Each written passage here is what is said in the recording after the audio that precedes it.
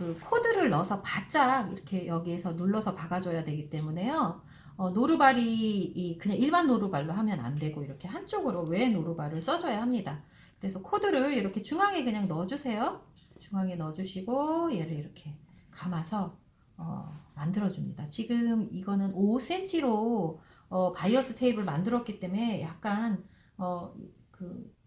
커요. 예를 들어서 3.5 정도 하면 요 코딩 돌아가고 나서 뭐 한 1cm 시접이 딱 남겠죠. 그러면 가장 적절하겠죠. 그럼 얘를 바짝 이렇게 눌러주면 얘가 이렇게 통통하게 눌리는 게 보여집니다. 그래서 이렇게 눌려지는 거를 왼오른발로 잡고 봉제를 시작하는데, 아까 이제 땀수를 제가 좀 작게 해놨는데 요거는 땀수를 그렇게 작게 할 필요는 없으니까 이렇게 해서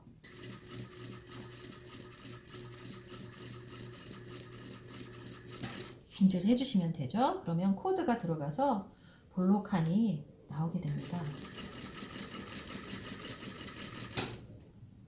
그 디자이너의 그 상상이 의복으로 현실화되려면 아주 다양한 기법들이 동원이 되는데요. 이런 코드 넣는 거는 일반 의복에서도 많이 쓰기도 하지만 뭐 등산복이나 이런 데서 주로 야광이나 아니면 강한 배색 천이나 이런 걸 해서 디자인 선을 강조할 때 쓰는 방법입니다. 그래서 여러분이 알고 계시면 좋고, 길면 길수록 이렇게 코드를 쭉 만들면 되고요. 저희는 여기까지 만들어 보도록 하겠습니다. 근데 이제 여러분이 만들어 놓고 가끔 이 코드가 훅 빠지는 경우가 있어요. 그래서 학생들의 경우는 이렇게 해서 한번 얘를 이렇게 물려주세요. 그냥 물려주시면 얘가 이제 코드가 빠져나올 일은 없겠죠.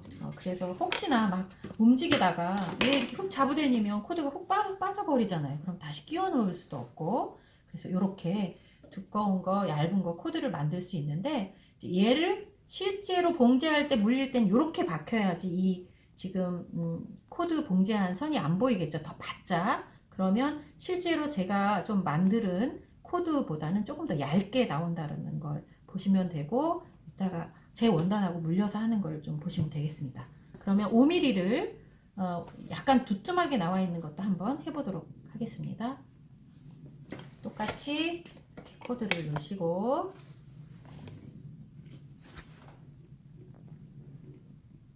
시접을 잡아서 넣으시고,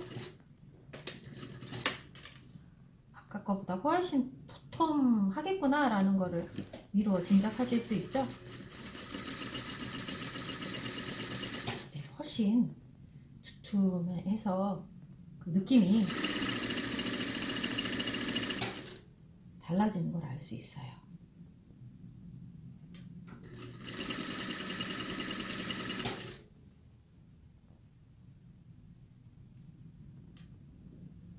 이렇게 자리를 잘 잡도록 이렇게 살살살 조정해 주시면 바이어스이기 때문에 잘 잡히고요. 얘도 끝부분에서 코드가 훅 빠지지 않도록 한번 이렇게 눌러주세요. 눌러주고 끝을 내시면 잡아줘도 코드의 느낌이 완전히 다르게 이렇게 나오겠죠? 자, 그럼 이걸 가지고 이제 봉제를 한번 해보도록 하겠습니다. 이렇게 파이핑을 넣는 거를 해보려고 해요. 그러면 두 장의 원단이 있겠죠. 예를 들어서 여기 프린세스 라인이다 그러면 그 사이에 이제 끼워서 박는다 이렇게 보시면 됩니다. 그러면 먼저 밑판에 얘를 이렇게 먼저 고정을 한번 시켜 놓고요. 고정시키고 나서 얘를 이렇게 놓고 다시 한번 봉제를 해서 뒤집으면 되겠죠. 얘를 그냥 한꺼번에 3개를 다 놓고 하는 경우도 있는데, 저는 그냥 찬찬히 얘를 먼저 밑판에 고정시켜 놓고 그리고 본판과 봉제하도록 하고요.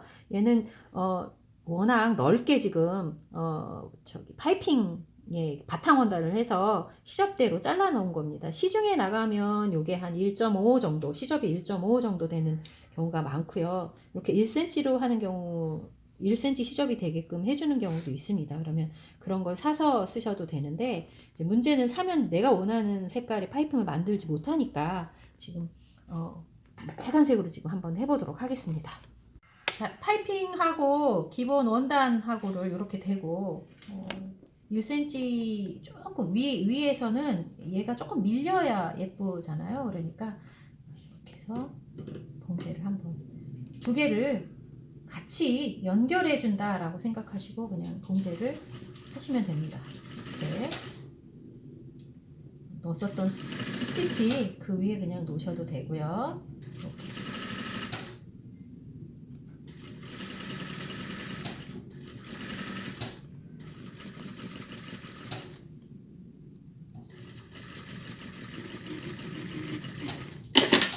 봉제를 하시고 이제 고정이 됐으니까 얘가 이제 본판으로 올라가서 봉제가 돼야 되겠죠. 이렇게 본판으로 가서 봉제할 때는 바짝 얘를 이렇게 눌러서 좀 봉제를 해주셔야 됩니다. 그래서 눌러서 봉제한다라는 느낌으로 밑에서는 그냥 고정용으로 한 거고요. 얘는 이제 본봉이 되는 거죠. 본봉.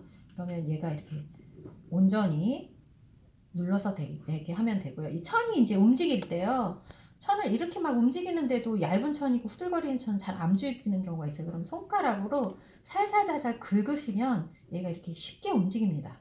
그러니까 손으로 해서 이렇게 긁지 피부 긁듯이 살짝 긁어주면 훨씬 더 얘가 원단이 잘 움직이니까 이렇게 해서 바짝 밀어서 그 봉제를 해주시면 훨씬 효과가 있겠죠. 요 코드를 바짝 밀듯이 봉제를 해주십니다.